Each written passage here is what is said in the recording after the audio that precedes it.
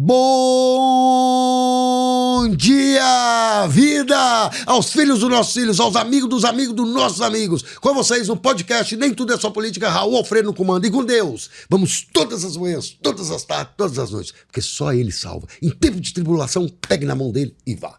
Hoje eu estou aqui com um grande filósofo. Ô, gente, eu posso falar assim, mais leve, por quê? Porque é um amigo que eu conheci há 20 anos atrás. Grande filósofo da Federal. Ele é marqueteiro, já trabalhou em várias campanhas com sucesso e é um grande comunicador também, mestre na Federal. Nada mais, nada menos do que o meu amigo e irmão, Gustavo Moreira Dias, famoso Gustavo Dias, ou GD, ou analista político. Gustavo, muito boa tarde. É um prazer quase inigualável você estar aqui comigo hoje.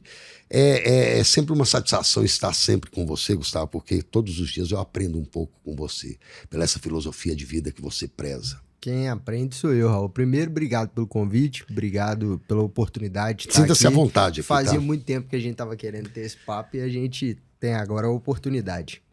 Sinta-se à vontade aqui, porque aqui é como se fosse sua casa, tá, Gustavo? Gustavo, eu vou te perguntar como foi, para dar início aqui do programa, como foi sua infância? Uma infância abençoada, pelo menos a adolescência eu sei que foi abençoada, mas a infância eu não convivi com você, porque você, tá certo que ele é um pouquinho só mais novo do que eu, claro que não aparenta, eu aparento ser muito mais novo, mas o jovem Gustavo vai dizer aqui sobre a infância dele. A minha infância tem pelo menos dois aspectos muito importantes que eu gosto de dizer. Primeiro, eu fui criado por uma mãe... Eu tenho um padrasto, mas fui criado por uma mãe solteira, né? Que foi... Meu pai abandonou a família quando eu era muito novo. Então, eu fui criado tendo como inspiração minha mãe e minha avó. Um beijo a dona Eliana. E minha avó materna, dona Ana Lúcia, que você conhece muito bem. Então, eu acho que é muito importante dizer que eu tenho duas mulheres como grande inspiração. Em relação à política, o que eu me lembro assim, de vida mais pregada, sempre fui líder de turma, essas coisas na escola, mas o que eu me lembro de mais antigo assim, é ali por volta dos meus 13, 14 anos, eu ligava costumeiramente a TV Senado para ouvir o senador Arthur Vigílio, à época, lá do Amazonas, fazer seus discursos. Então ainda não era sobre direita e esquerda, não era só a favor ou contra, mas eu ligava a TV Senado só para ouvir o senador Arthur Vigílio falar. E é daí que veio boa parte desse meu interesse por política, por comunicação, por discurso, por narrativas.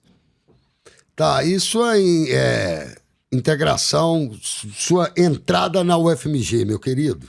Como que foi feito isso aí?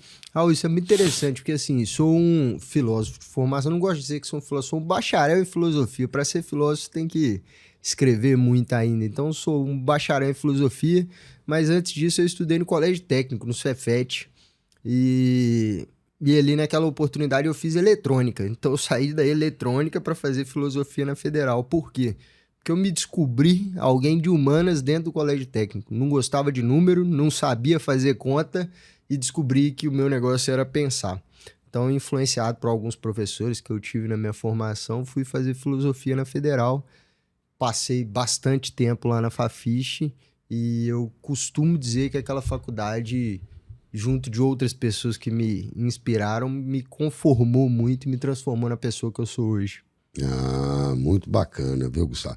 Gustavo, vamos então direto ao assunto da polarização do país. O que você mais gosta de analisar ultimamente aí é sobre a política. Eu gostaria que você desse um retrato hoje do nosso país, a política que está se formando hoje em nosso país, querido. Eu tenho feito, como você acompanha, muita gente tem acompanhado várias análises na minha rede social. Quem quiser conferir lá é Gustavo_M Dias, sobre esse retrato da política e da polarização do nosso país. Vale a pena, conferir, viu? Gustavo M. Dias. Então, eu tenho feito várias análises nesse sentido.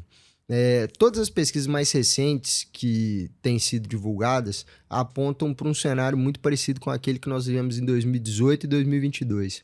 a gente vai observar um ambiente muito polarizado no país ainda em 2026, em função dessa dicotomia entre Lula e família Bolsonaro que tem contaminado a política nacional nos últimos anos. De minha parte, pessoalmente, como um analista e como marqueteiro, eu posso dizer isso.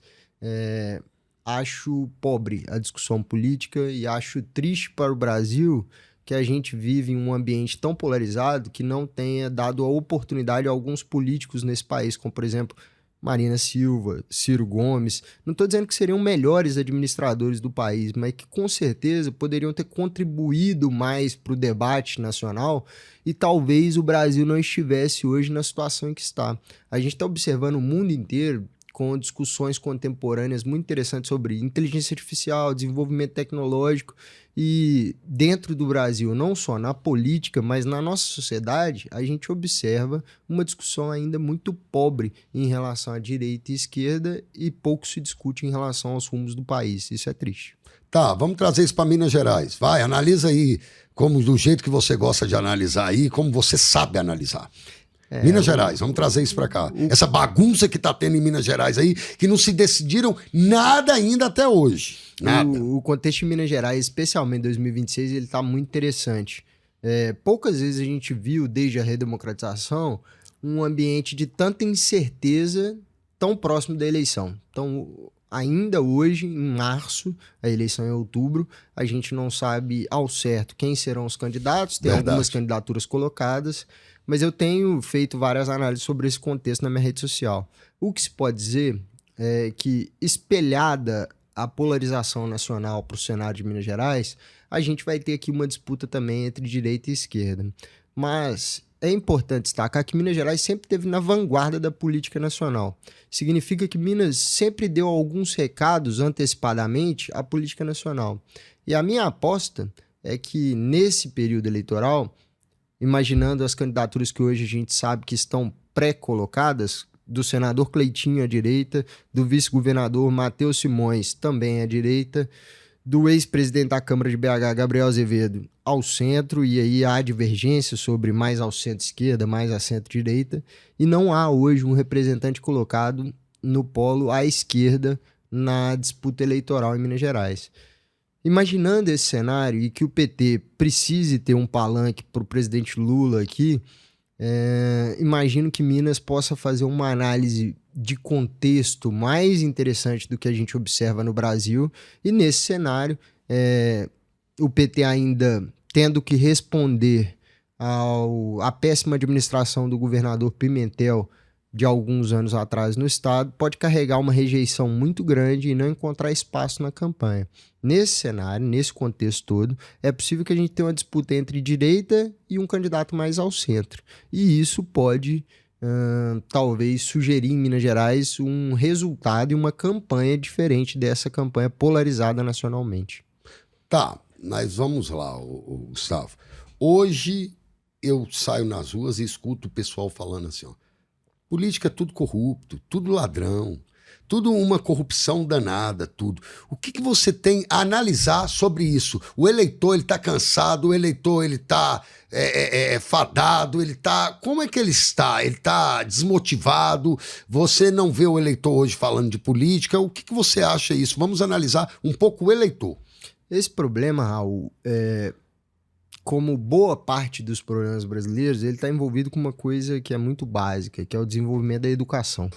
Enquanto o eleitor brasileiro não tiver uma educação, não só política, mas uma educação em geral mais bem desenvolvida, fica difícil de observarmos aquilo que se diz costumeiramente, que é o eleitor tem que aprender a votar. Para o eleitor aprender a votar, primeiro ele tem que aprender a interpretar o contexto político. Se você sair nas ruas hoje e perguntar, poucas pessoas vão te dizer qual que é a função de um deputado, de um senador, o que faz um vereador. E se essas pessoas não entendem a dinâmica política e também não entendem quais são as funções desses potenciais candidatos, como é que se pode exigir do eleitor que ele tome uma boa decisão? Então, um problema gravíssimo hoje no Brasil é a educação do eleitorado em geral, não só para o contexto político, mas em relação a tudo, todos os outros problemas que se observa. Tá, mas vamos levar então agora mais para o lado do marqueteiro Gustavo Dias. Você já vem com várias campanhas vitoriosas na Quintal, campanha Quintal Campanhas Criativas é uma agência muito renomada, já ganhou várias eleições. O que você tem desse contexto que você vê, que você foi tão vitorioso na sua vida pública, política, fazendo campanha para várias pessoas? Como que você trabalha isso hoje com análise e esse campo vitorioso seu nas campanhas? Primeiro tem que te agradecer o elogio, as palavras elogiosas, que vem de um amigo. Não descredencia as palavras por isso, mas vem de um amigo. Primeiro eu acho, Raul, que boa parte do que eu vivi em termos de formação política, passei 11 anos dentro do PSDB, de um partido político que construiu muitas pessoas que hoje estão envolvidas na política, mas também pelas pessoas com as quais eu me relacionei, uma delas você, que me ensinou boa parte do que eu sei hoje sobre política. Bondade sua, Gustavo. Não, isso é nada mais do que a realidade. Isso me deu a oportunidade de desenvolver boas campanhas. Também tive a grata felicidade de estar posicionado num ambiente onde houve a transição de uma campanha que era exclusivamente física, placa, santinho, panfleto, para uma campanha digital. Bandeiras. Então, a minha geração de marqueteiros foi a primeira geração que fez essa transição de uma política que era física para uma política digital. Isso deu à minha geração a oportunidade de ter hoje, em Minas Gerais, boa parte dos melhores marqueteiros de campanha do país. Muitos reconhecidos não só nacionalmente, mas internacionalmente, ganhando diversos prêmios. E eu acho que essa nossa proximidade com o digital é o que permite que a gente possa fazer campanhas mais contemporâneas. Um dado relevante é que nessa eleição de 2026, cerca de 40% do eleitorado vai ser das gerações Z e Millennials. Quer dizer, as pessoas nascidas no ano que eu nasci, a partir de 1990. Significa que o candidato, qualquer candidato hoje, precisa saber se conectar e conversar com essas gerações. E isso ocorre hoje quase que exclusivamente pela internet. Poucas pessoas dessas gerações se informam hoje pela televisão, pelo horário eleitoral e, em geral, se informam pela internet. Qualquer candidato que queira ter viabilidade precisa saber estar inserido nesse contexto. Fantástico a sua resposta. Vejo que você está muito preparado, Gustavo. Desejo para você êxito no seu marketing e nas suas análises. Porque a análise é como se diz, né? Ele está analisando, ele não está profetizando. Muita gente tá apontando o dedo e dizendo assim que eu sou um palpiteiro, um fofoqueiro da política mineira hoje. Mas o que eu tento fazer na minha rede social é mostrar um pouco do cenário que as pessoas não conhecem, o que acontece nos bastidores, por trás das câmeras. Muitas vezes o eleitor é convidado a ir à urna quando as decisões já foram tomadas. Olha, você tem aqui 4 candidatos para escolher. Mas até que esses 4 candidatos estejam posicionados, muita coisa acontece por trás. E com a nossa experiência, o que a gente tenta fazer é mostrar um pouco do que acontece na articulação, no contexto partidário, para aí então as pessoas poderem entender um pouco mais do processo político. E aproveitando, gente, vou fazer uma propaganda para um grande amigo meu aqui, oferecimento Instituto Alves Lima, melhor pesquisador que existe no país. E Quintais Campanhas Criativas, né? A Quintal, que o nosso querido empresário está aqui à frente, é uma agência que não tem nem o que falar. Tem até analista dentro da agência. Se eu puder dar um depoimento, pesquisas eleitorais... Você está aqui à vontade. Pesquisas eleitorais de muita qualidade que o Leandro realiza hoje, majoritariamente ali no norte, região dos vales em Minas Gerais, acertou na última eleição diversos resultados. Inclusive em Montes Claros. Inclusive em Montes Claros. Trabalhou comigo na campanha passada, então eu faço uso das pesquisas eleitorais do Leandro e o Instituto é muito respeitado. Gustavo, nós estamos chegando aqui no final do programa. Nós temos um quadro aqui que é a Rapidinha. Mas antes disso, eu gostaria de agradecer a sua presença aqui. Eu sei dos seus compromissos, da sua correria que está danada, das suas análises, que você tem que analisar várias coisas e não é fácil. Gustavo, eu gostaria de te dizer o seguinte, é sempre uma satisfação estar aprendendo com a sua pessoa. Você, para mim, nada mais, nada menos que é um grande professor. Um grande professor de ensinar as pessoas, de passar todos os conhecimentos que você tem, você gosta de passar isso para as pessoas. Isso é muito bacana. Quem dera se tivesse mais Gustavos na política e na vida social de cada pessoa. Eu não acho que é passar, né, Raul? Não tem essa pretensão. A ideia que a gente tem é de dividir o conhecimento. Eu sei um pouco, você sabe muito mais do que eu em outros campos, e quanto mais a gente conversa sobre política e divide os conhecimentos, mais as pessoas ficam informadas ao nosso redor. Gustavo, o que você mudaria no país hoje, rapidinho? Com uma palavra ou uma frase. Você já está acostumado no programa. Eu gostaria de te agradecer porque você foi um grande mentor. Gente, tem que contar isso aqui porque tem que ser correto com as pessoas e tem que ser grato às pessoas.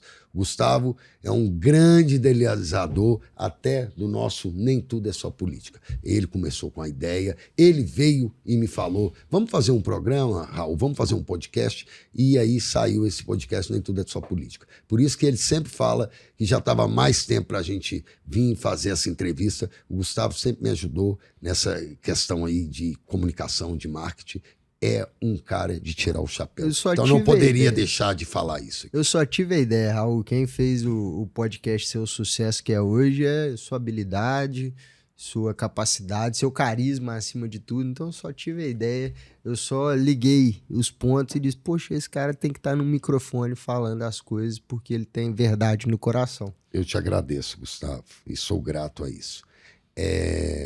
O que você mudaria hoje no Brasil e em Minas Gerais, trazendo para Minas Gerais? Eu acho que o mais importante a se mudar hoje no Brasil é essa questão pela qual a gente já passou, a educação, de uma maneira mais ampla. Então eu acho que qualquer um que venha assumir a cadeira de presidente em 2026 tem que trabalhar a educação como prioridade, e isso pode transformar a nossa política também a longo prazo. Federal, o FMG. A Universidade Federal é minha segunda casa, é o lugar que eu mais gosto de estar se eu não estou em casa. Eu me sinto bem lá e eu acho que é muito desvalorizado e merecia mais créditos na nossa sociedade.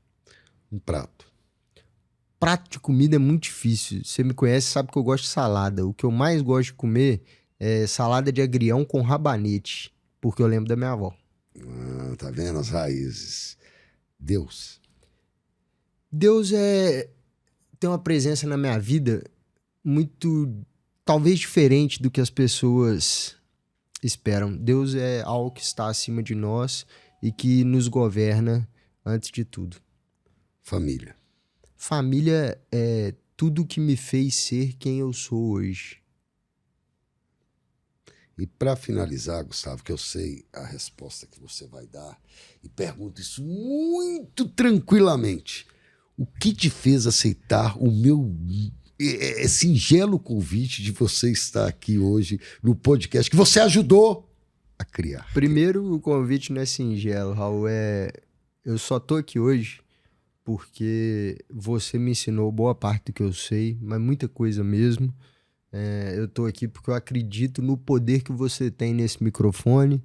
Eu acho que o jornalismo em Minas Gerais, mas também a política em Minas Gerais, precisava de mais pessoas como você, entrevistando outras pessoas aqui, para que o eleitorado conheça os candidatos, conheça as pessoas e possa entender um pouco mais de política. Então eu estou aqui porque eu acredito em você e eu acho que esse podcast aqui é só um primeiro passo. Muito em breve a gente vai te ver em outros microfones por aí.